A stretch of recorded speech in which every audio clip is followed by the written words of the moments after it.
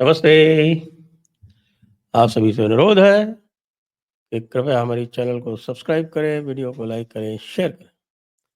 हमारे merchandise store आपण पर विजिट करें और नीचे डिस्क्रिप्शन में जाकर यदि आपको हमारे टेकन समिट पुणे में रजिस्टर कराना है तो उस पर आप रजिस्टर भी करा सकते हैं। महाराष्ट्र में आज पोर्टफोलियो का वितरण हो गया। पोर्टफोलियो का वितरण तो होना ही था और लगभग जिस प्रकार सोचा जा रहा था उसी प्रकार हुआ, यानी कि होम डिपार्टमेंट देवेंद्र फडणवीस के पास ही रहा और होम के अतिरिक्त उन्होंने एनर्जी भी रखा, रिन्यूएबल एनर्जी को छोड़कर, और साथ में जो बाकी जो चीफ मिनिस्टर के साथ डिपार्टमेंट होते हैं यानी कि जनरल एडमिनिस्ट्रेशन और पीआर पब्लिक रिलेशंस, ये दोनों जो है इसके ऊपर हमारे एकनाथ शिंदे जी की भी निगाह थी। लेकिन भाई जनरल एडमिनिस्ट्रेशन में जानते हैं क्या होता है? जनरल एडमिनिस्ट्रेशन में सारे ट्रांसफर पोस्टिंग्स सब जनरल एडमिनिस्ट्रेशन से होते हैं। जो स्टेट सर्विसेज होती हैं, जो आईएएस आईपीएस, इन ये जो सर्विसेज होती हैं, इन सब के ट्रांसफर जो हैं वो जनरल एडमिनिस्ट्रेशन से ही होते हैं। और जो कैबिनेट का जो कार्यकाल है, कार्यकार कामकाज है, जो कैबिनेट का कामकाज होता है वो भी जनरल एडमिनिस्ट्रेशन से ही होता है। और जो चीफ सेक्रेटरी होता है वो कैबिनेट सेक्रेटरी भी होता है। ये इसका मोटा मोटा एक खाका है और पब्लिक रिलेशंस तो भाई चीफ मिनिस्टर के पास ही रहेगा, क्योंकि पब्लिक रिलेशन से ही सारा प्रेस और मीडिया और सब कुछ कंट्रोल होता है, या कंट्रोल ना कहें तो ये कहें कि सारा इंटरेक्शन उसी के माध्यम से होता है, तो वो तो चीफ मिनिस्टर के पास रहना ही पड़ेगा।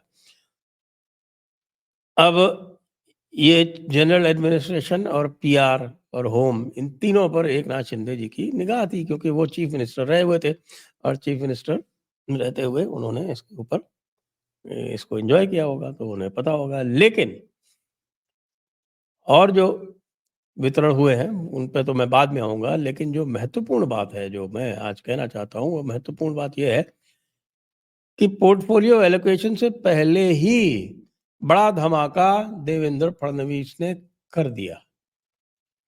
और देवेंद्र फडणवीस ने बड़ा धमाका ये किया कि उन्होंने ये घोषणा कर दी कि मुंबई में अनेक स्थानों पर डिटेंशन कैंप बनाए जा रहे हैं और जो इलीगल बांग्लादेशी और रोहिंग्या जहां भी पाए जाएंगे उनको इन डिटेंशन कैंप में रखा जाएगा और फिर डिपोर्ट किया जाएगा। इसी के साथ साथ महाराष्ट्र में अन्य स्थानों पर भी डिटेंशन कैंप बनाए जाएंगे।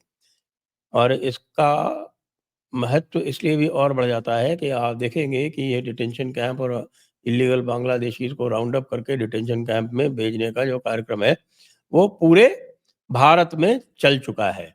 और भारत में इसका चलने के कारण ये भी है क्योंकि इंटेलिजेंस आ रही है कि आईएसआई ने रोहिंग्यास के माध्यम से विशेषकर कैंप लगाने शुरू कर दिए हैं। उन्होंने हिजबुत तहरीर के कैंप लगाए हैं पाकिस्तान में, और उन्होंने जो शिप्स भेजे हैं वो कहने के लिए तो उसमें कुछ फूड ग्रेन है या चीनी है या सब कुछ है, लेकिन उसके ज़रिए भेजे जा रहे हैं वेपन्स, उसके भेजे हथियार भेजे जा रहे हैं उनके माध्यम से।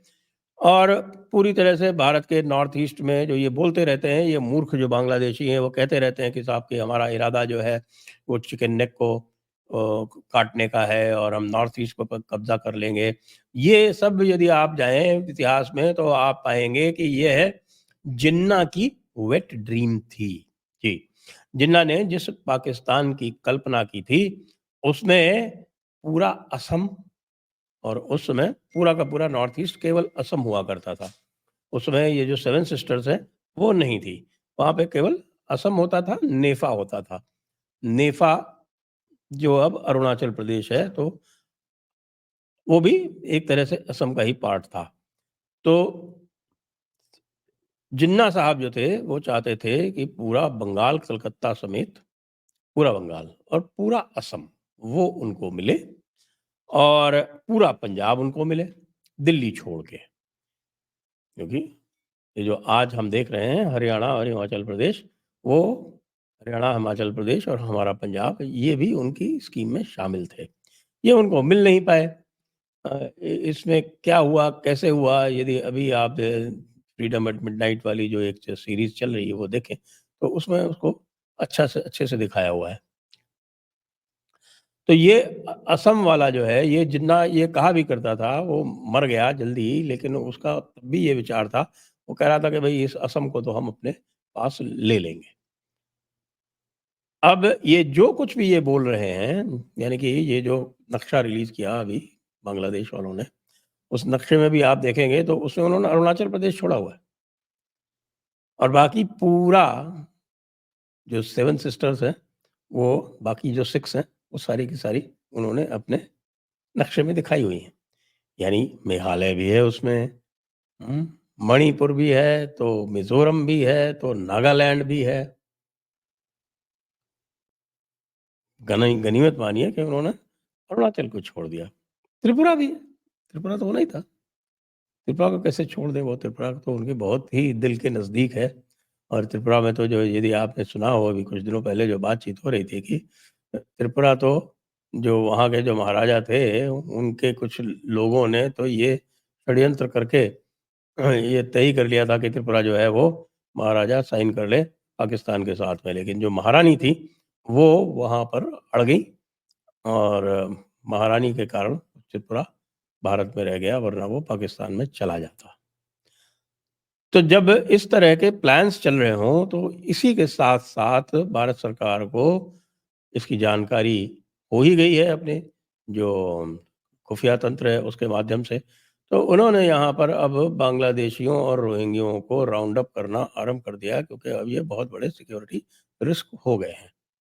और यही देवेंद्र फडणवीस ने पोर्टफोलियो के एलोकेशन से पहले ही ये अनाउंस कर दिया कि वो ये डिटेंशन सेंटर्स यहाँ बना रहे हैं और बड़े एक बड़े स्तर पर एक पूरी तरह से एक अभियान चलाकर वे बांग्लादेशियों और रोहिंग्याओं को आइडेंटिफ़ाई करेंगे, उनको डिटेंशन कैंप में डालेंगे और उनकी जो बस्तियाँ हैं, जो एन्क्रोचमेंट करके बनी हुई हैं, वो सारे एन्क्रोचमेंट जो है वो ध्वस्त करेंगे। तो देवेंद्र फडणवीस जी को हमारी पूरी शुभकामनाएँ। देवेंद्र फडणवीस जी ने और भी जो एलोकेशंस किए हैं, वो फाइनेंस जैसे सोचा जा रहा था, उसी तरह से फाइनेंस डिपार्टमेंट जो है, वो चला गया है अजीत पवार को और उसके अतिरिक्त एक अत्यंत महत्वपूर्ण और भी डिपार्टमेंट था, रेवेन्यू। आप जानते हैं कि सारा जो जिला प्रशासन है, वो रेवेन्यू के अंतर्गत आता है, पूरा लैंड एडमिनिस्ट्रेशन रेवेन्यू के अंतर्गत आता है। तो वो जो रेवेन्यू वाला जो डिपार्टमेंट है, वो उन्होंने चंद्रशेखर बावनकुले को दिया है और वो भी भारतीय जनता पार्टी के पास रहा है। वाटर रिसोर्सेज़ का भी डिपार्टमेंट उन्होंने भारतीय जनता पार्टी को ही दिया है। 2 मिनिस्टर्स को मिला है वो और वो जो 2 मिनिस्टर्स जिनके पास ये डिपार्टमेंट गया है, वो इसमें से एक तो गिरीश महाजन हैं और दूसरे संभवतः मैं आपको 1 मिनट चेक करके बता देता हूँ। अ, दूसरे आपके राधाकृष्ण विखे पाटिल हैं। राधाकृष्ण विखे पाटिल को गोदावरी और कृष्णा वैली दिया गया है वाटर रिसोर्सेज का डेवलपमेंट का और गिरीश महाजन को विदर्भ, तापी और कोंकण ये दिया गया है और डिज़ास्टर मैनेजमेंट भी इनको दिया गया है। एक हसन मुशर्रफ हैं अकेले मुस्लिम मंत्री, उनको मेडिकल एजुकेशन दिया गया है, यानी सारे मेडिकल कॉलेज उनके पास हैं। थोड़ा-सा सरप्राइज़िंग है, लेकिन उनके साथ में एक स्टेट मिनिस्टर को भी लगा दिया गया है। एक-एक स्टेट मिनिस्टर आप देखेंगे कि अर्बन डेवलपमेंट डिपार्टमेंट में और फाइनेंस डिपार्टमेंट में भी लगाए गए हैं। तो अब यह स्पष्ट हो जाता है कि देवेंद्र फडणवीस जो हैं, वो पिछली बार की तरह जो पिछला जो उनका अवतार था, जो एक मैं कहूँ कि सौम्य अवतार था और उस अवतार में वे सभी से सामंजस्य बना के और एक तरह की उन्होंने कुछ हद तक तो सेक्युलर छवि दिखाने का भी प्रयास किया था। इस बार वो बिल्कुल ऐसा कुछ भी नहीं कर रहे हैं। वो पूरी तरह से हिंदुत्व की अलख जगा रहे हैं। हिंदुत्व की अलख इसलिए भी जगा रहे हैं क्योंकि हिंदुत्व के बल पर ही वे चुनाव जीते हैं। और हिंदुत्व के बल पर यदि चुनाव जीते हैं तो भई हिंदुत्व वाले काम तो करने ही पड़ेंगे। तो इसमें अब किसी प्रकार की किसी को कोई आशंका नहीं रही है कि देवेंद्र फडणवीस जो हैं वो किस दिशा में जाएँगे। अन्य स्थानों पर भी वैसे ये बांग्लादेशियों वाला काम आरंभ हो गया है। असम में तो बहुत ज़ोर-शोर से हो गया है। पश्चिम बंगाल तक में हो गया है। आपको आश्चर्य होगा। अरे! पश्चिम बंगाल में भी और झारखंड में भी हो गया। पश्चिम बंगाल और झारखंड भी कोऑपरेट कर रहे हैं। तो ये एक समझ लीजिए कि ये एक राष्ट्रीय स्तर का अभियान है, एक राष्ट्रीय महत्व का काम है और इसको यदि देवेंद्र फडणवीस आगे बढ़ा रहे हैं, तो हम स्वागत ही करेंगे। जय हिंद, जय भारत, वंदे मातरम।